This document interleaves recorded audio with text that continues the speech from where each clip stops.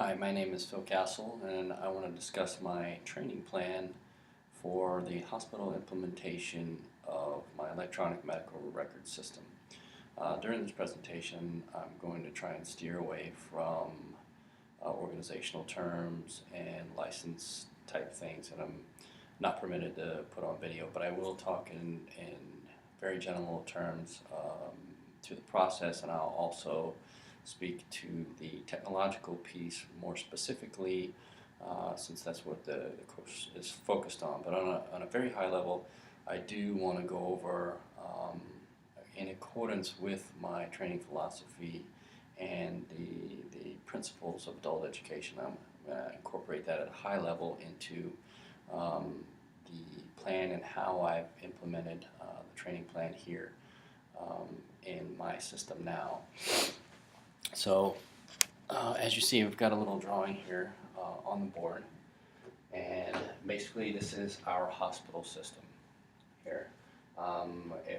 We'll just call it the Castle system for now, for the sake of the discussion here. Okay, so there's some things you need to know before you can develop your training plan, before you can implement your training. You have to first understand the geography, the location of the hospital, how many clinics are associated with it, and the timeline in which the organization wants to implement the training or the electronic medical record system. It has to do with everything. And then you're going to conduct a training needs assessment. Okay, you're going to go in and you're going to figure out the nuances of the system. Now, what are those nuances? Well, number one, it's going to be the laws. What are the laws of the current location, say in Washington State? That could relate to legal aspects of what are the range of authorizations that providers have. A doctor, what can a doctor do in this state that he can't do in another? We have to find out all those things. We have to find out what training assets they already have in place, what their education system already consists of, in terms of how many educators do they have? Do they have their own training department? Do they have their own education services department? Do they have a special facility already set up for training that might assist us? So we have to determine that. And then we're going to use a tool called a training calculator. There is someone who's far smarter than I in Excel, for our purposes, who's developed this calculator that has a few outputs, and it's got tons and tons of lines of code, and it's going to give us some key outputs, and those outputs are going to be the roles, meaning how many roles are there to be trained in this entire hospital system. And for ours, for the sake of argument, we'll say we have 5,000 people, and probably within that 5,000, we probably have several hundred roles that have to be trained. Okay? That training calculator is going to produce rooms. How many rooms are we going to need within our timeline in order to put out this training that we're going to develop? Time is going to go in here. How many weeks do we have to train? How many days? How many hours per day? All that will be plugged into this training calculator. And instructors. That training calculator will put out how many instructors do we need to accomplish all that with the rest of the inputs. Okay, so with that, knowing how many training tracks we have is important. A track is going to relate to the roles. So each role will have its own track of training, which is a group of courses. And then we're going to want to know our resources. Okay, once we have all that output, we're going to want to know our resources. What is the current classrooms, as we mentioned earlier in our needs assessment, and how many do we need to produce or build or borrow or rent or what have you? And very, very important in our needs assessment is what kind of current learning management system is in existence. Most hospital systems today do have e-learning in place. They already have an education system already set up. So an LMS is a learning management system. So what type do they have? Is it robust enough to handle this kind of volume of training that we're going to implement? Or do they need another LMS, or do they need bolt-on options to that LMS? We have to assess that LMS. And also, does the system support e-learning? And what I'm talking about with that is There are a lot of hospitals out there, a lot of systems that, because of union issues, really can't conduct e-learning because e-learning has to be done on the clock only. They may not have the resources within their clinics, within their workplaces to do that type of learning. So oftentimes in hospitals, especially the older systems, you'll find that e-learning can't be done because it's just, it doesn't mesh with the organization's policies. Um, so with our LMS, can it support plugging in all the classes that we're going to need to implement this electronic medical system?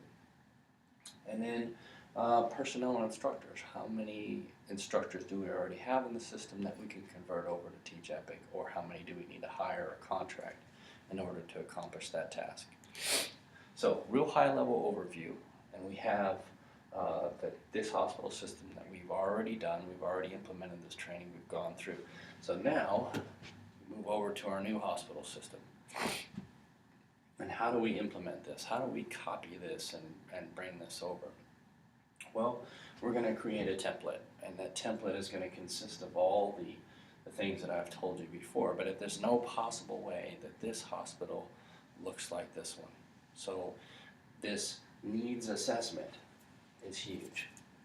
This assessment and being done by the right people is going to be huge to our implementation of this training and this type of training into this hospital. I don't want to dive too deep into that because I want to really focus on the technical piece to it, which is our biggest challenge right now as an organization that I work for. Okay, so here's the technical piece that I was talking about, and now it looks like I've drawn a little pyramid here on the board, and what I've truly drawn is environments. Okay, these are training environments, and they consist of about a terabyte each, okay, of information. So we'll call our first environment up here TE1.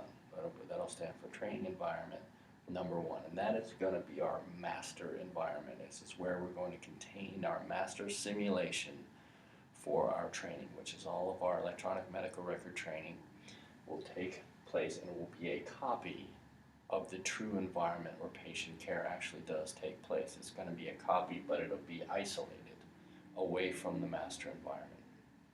Okay, and below we have TE number 2.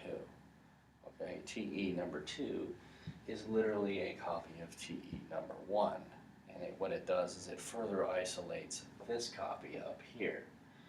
Now, our designers of our update this as our actual environment changes, they build information up in TE1. So they are actually building scenarios, they're building fake patients and fake scenarios that happen up in TE1, and that automatically copy down into TE2.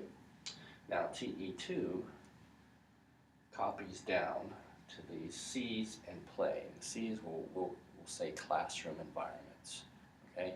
And with the pure volume of people that we could potentially train, these are 50 gigabyte environments, okay? So they hold quite a bit of data, but some of our training does not work well together, so we've had to separate it into different environments, sub-environments for students to actually train out of. Also, because you have simulated patients within these environments, when you do any kind of intervention with that patient, for example, if you take a blood pressure and you enter a value into the simulation, the patient changes. If you administer a medication within the environment, the patient changes, and it changes the lesson as you move through the lesson plan. If you were to leave that as it was, by the time you went through 3 or 4 students that worked on the same patient, you would have nothing left to do, and the simulation would not follow the scenario in the lesson plan. So basically, these environments need to refresh every single day. So every 24 hours, this process happens. The TE number 2 copies down to these environments to include this play, which we'll talk about here in a second, over here. All right. So as these classroom environments refresh, all the patients that are in there return back to their original state as written here in TE2, right? So the next student who goes in there and runs through the curriculum and practices in that simulated environment will have a fresh patient without any interventions done, like they were being seen for the first time. Very valuable experience. Okay, so here comes the issue. That sounds like a perfect system, right? Oh, before we leave, we'll talk about playground. When the student leaves our classroom and they're not done being able to simulate, we have this environment over here called playground. This is an environment that the student can come back to whenever they want to from their work computer and play in this environment. They can practice simulations, and this environment too will also refresh every 24 hours. So they can make the most grievous errors they want to on a patient in this environment and still be able to refresh and come back the next day and do it all over again. So really, really valuable to have this right here. This takes a tremendous amount of manpower to maintain this. Right now we have 12 people that just maintain this environment right here. And that is the crux of our problem. That's what we're here to discuss. How do we bring this to another hospital system and another hospital system and another hospital system, and how do we maintain it? So we're going to go into that next. Okay, so here we are. How are we going to bring this to another organization? Well, this is my proposal. This is really the crux of my proposal. And it's based on trying to be conservative with manpower, because this takes, that process over here takes a solid 8 to 12 people just to maintain this. We have 12 applications.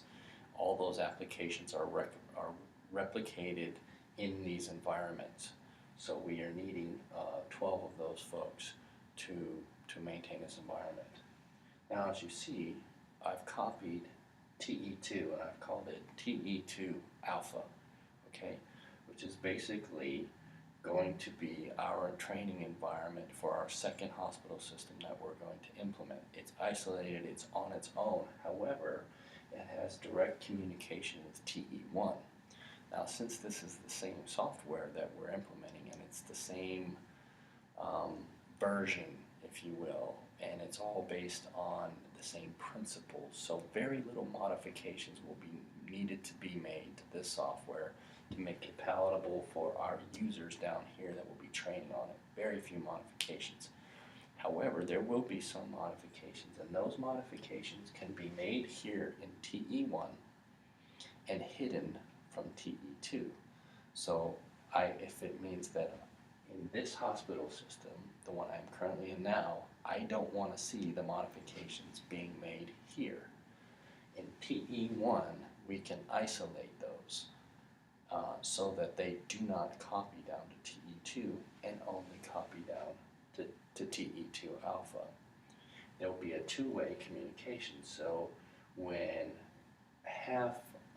the builders here in the second hospital and the trainers, they build the specific nuances or specific scenarios to their hospital organization in TE2 Alpha, it will also copy up. Anything that copies up won't copy down to the other environment in TE2, but it'll be isolated in TE1. Now, coming up with this was a little bit of a challenge because I needed to understand the flows of the information, the data flow, and could you isolate that data flow in unidirectional and bidirectional by the type of data that you're wanting to flow?